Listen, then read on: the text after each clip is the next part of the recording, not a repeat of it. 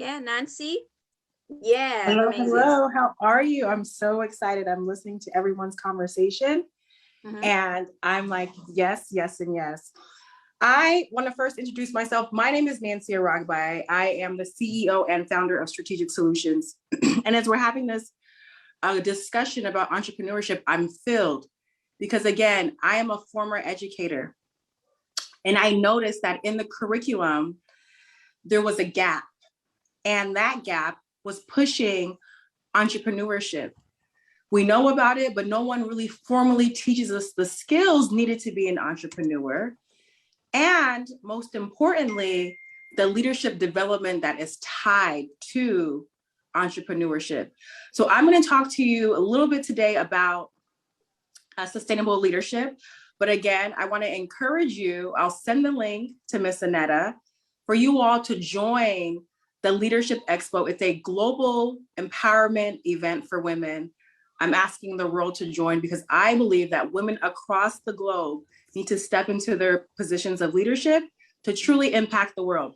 So let's talk a little bit about sustainable leadership. And again, I want to go back to, I'm so excited that Dr. Catherine's here to tell us about the brain. I think it's fascinating and how your experiences shape who you are, what you do, and how you have conversations with other people, which is why I believe leadership is very, very critical. So when we say, what is sustainable leadership? When I think about sustainable leadership, it's truly thinking about how your leadership skills impact the world on a global level. How can you add value to the earth? So when I think about sustainable leadership, yes, entrepreneurship is important. Yes, you can do anything. You can turn your passions into profit. That is very real. But when you talk about sustainable leadership, it's thinking beyond just money, but you're truly problem solving for the world. How can you make the world a better place, right? Before we all leave this earth, how do we make it better? How do we make it better than how we found it?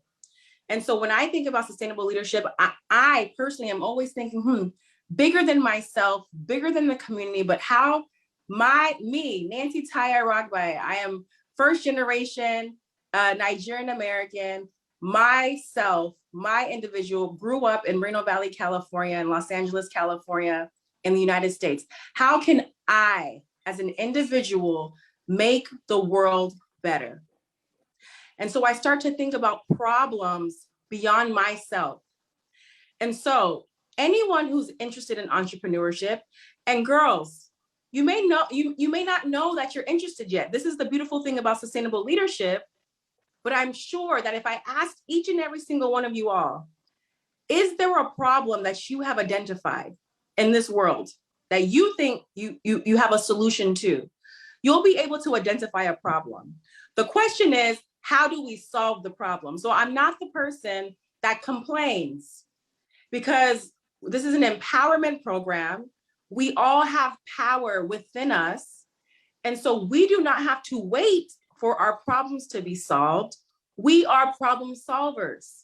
Therefore, I have the power, and every single person on this platform has the power to solve a problem that is a global issue. And so when I talk about entrepreneurship, I talk about it from the lens of sustainable leadership. How do I use my business as a way to make the world better? And that's what I want you all to think about. So I'll tell you a little bit about Strategic Solutions. I'll tell you a little bit more about how I even got started. Again, I was a teacher. I wanted to go to law school. That's initially how I wanted to start. But again, this thought about what does the world need is what helps me build Strategic Solutions. And so I'm going to give you a real life example of what sustainable leadership looks like. So again, as a teacher, I noticed that some of my students, they didn't necessarily want to go straight to college. I had children who wanted to own barbershops. I had children who wanted to use art. I had children who wanted to do music and different type of things. And that's okay. And so for them, I didn't understand why we weren't teaching them how to use their passion and the things that they are excited about to generate income. So me as a teacher, I'm like, what does the world need? What is missing that now that I can be responsible for solving? And so that is how I developed something called the Black model. It's a framework that I use in my business. So I said, okay, children need business development skills, because a lot of times as an entrepreneur, you have that passion and you kind of wing it. You keep trying and trying and trying until you become successful. But I said, no, I want to teach children and adults specifically the skills that they need that will help their businesses. That's number one. And then I noticed another gap. What is missing in this world? So then I said leadership development. Now, again, I'm going to go back to Dr. Catherine's conversation about how I talk to someone can shape their experience, which ultimately can shape their brain. And I'm paraphrasing here. So I thought about, if we truly want to make the world a better place, then I have to be responsible for my leadership development. If I don't get better, how can I make other people better? And so I realized that in schools, we're pushing academics, which is very important, but I wanted to really focus on how do I develop individual people so they can now develop and empower others? And that's where the leadership piece came in at. And the last piece that I thought about, I said, Miss Annetta, she mentioned real estate. She mentioned investing, finances. I realized, I said, you know what? There's a way that businesses can support individuals and really helping them with investing and making additional income that will help generate wealth. And that's how I started to think about asset management and really building your business profile on a financial side. And so I identified problems in society that can apply to people all over the world. And I am now working not with just myself, but also collaborating across industries to use my model to help the world. And so again, when we talk about sustainable leadership, every single person has the power. And I want to say this, girls, regardless of what you do, it's our responsibility to make the world better, to leave the planet better than you found it. Because if we don't make it our responsibility, who will? No, nobody. So we are responsible for making the world better. So whatever it is that you do, if it's art, if it's dancing, if it's being a doctor, if it's entrepreneurship, if it's hair, it doesn't matter. How can you use your gifts and your talents to make the world better? And most importantly, how do you do it through collaboration? And so that's what I want to leave for you all. As a sustainable leader, it's important. Make sure that you are thinking about how do you leave the world better? And most importantly, how do you do it with people? Because we cannot solve the problem by ourselves. It will require collaboration and working together. So girls, if you have any questions for me about business, if you have any questions for me about leadership development, I'm here to answer your questions and support you. I will be coming to Gambia next year. Miss Annetta and I already discussed this. And lastly, I'm inviting you all to join the Leadership Expo.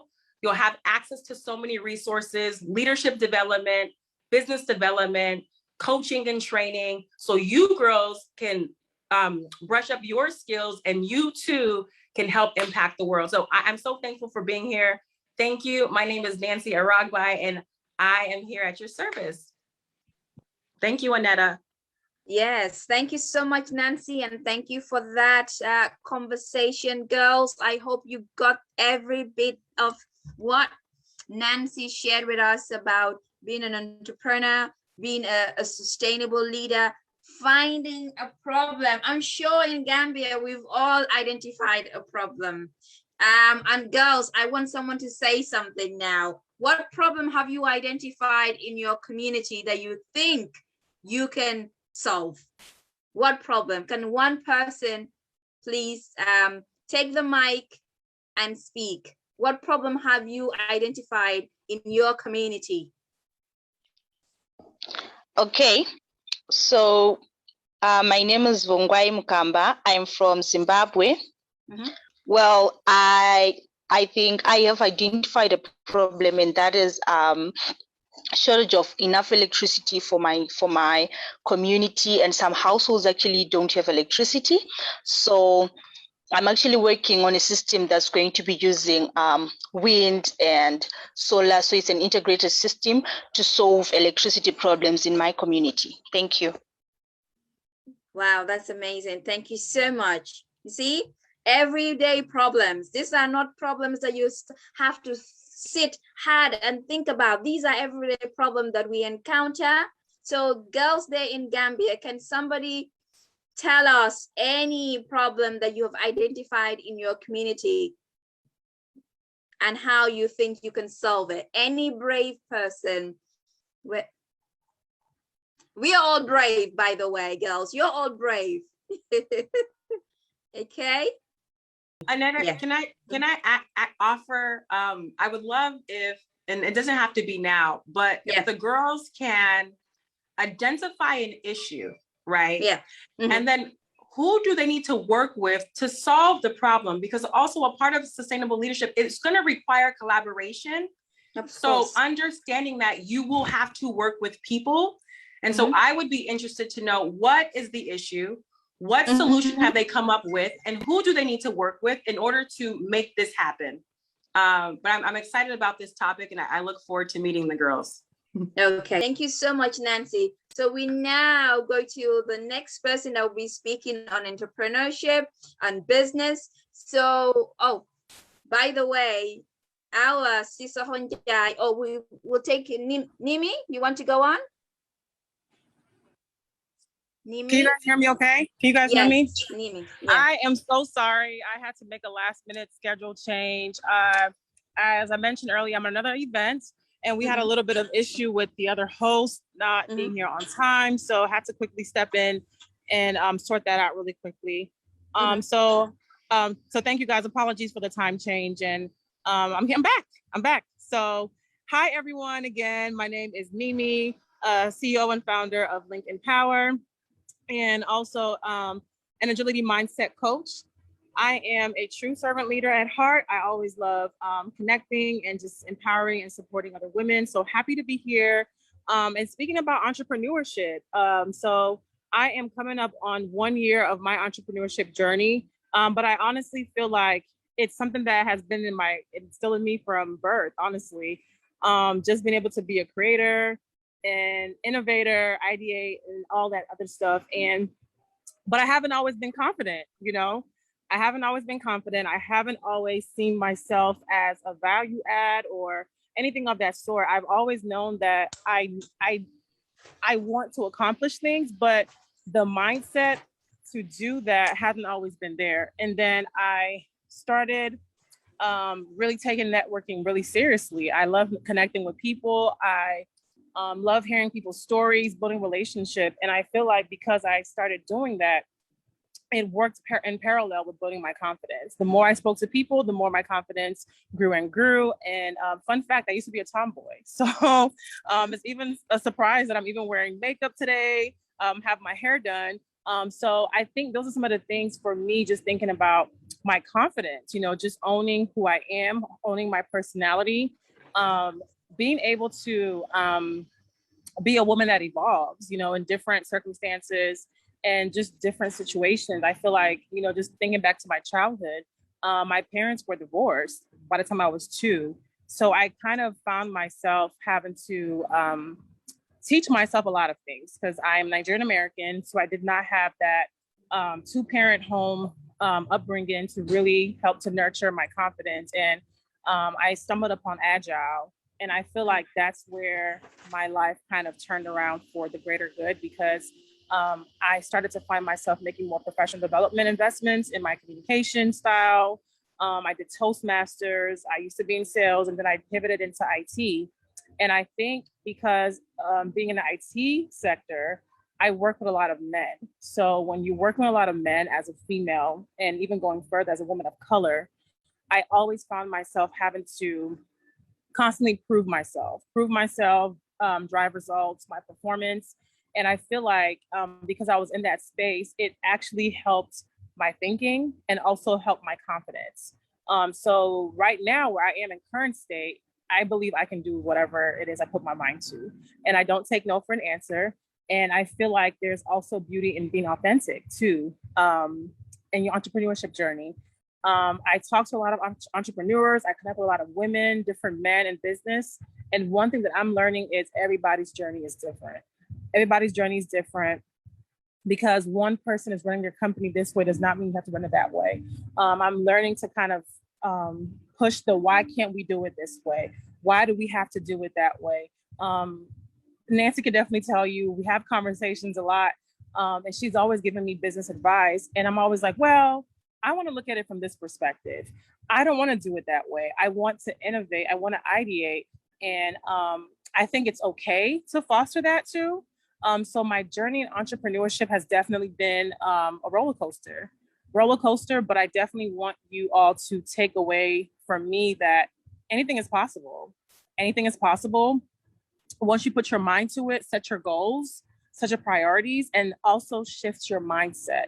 So I want you to take that from me today is to shift your mindset.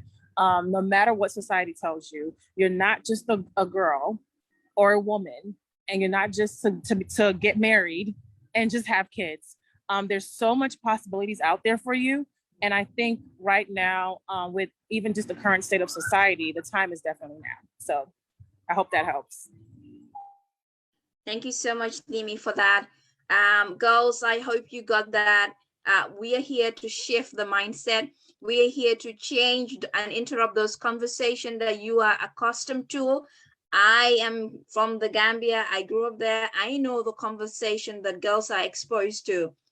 And coming to what I know now, I'm saying to myself, damn, I wish I had those conversations about entrepreneurship. I wish I had those conversations of how to, look for funding, look for financing, on how to start my own business. Or I wish I had those conversations that says, I am enough. What I look like is enough. I don't need to look like somebody else. I don't need to speak like somebody else. I don't need to have what somebody else have. Everything that I need to become an empowered person, I have it right inside of me, and I am enough. I know we watch the TV and we see all those, beautiful ladies, especially in Gambia. They show those ladies with fair complexion.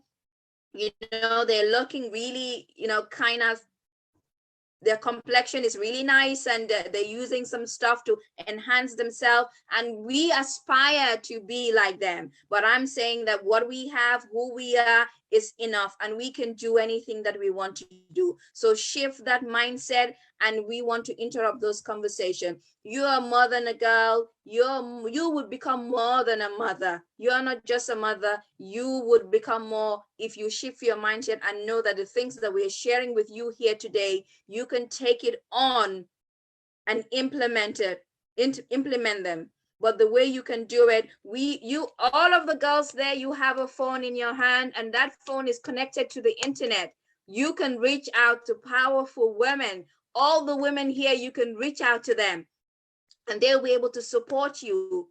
Ask them questions. Start to have the mindset of asking questions, and in that way, people will be able to help you and support you. So that's why that phone in your hand is so powerful. That's the most powerful thing you have right now. And of course, the power in believing in yourself. So thank you so much, Nimi, for that.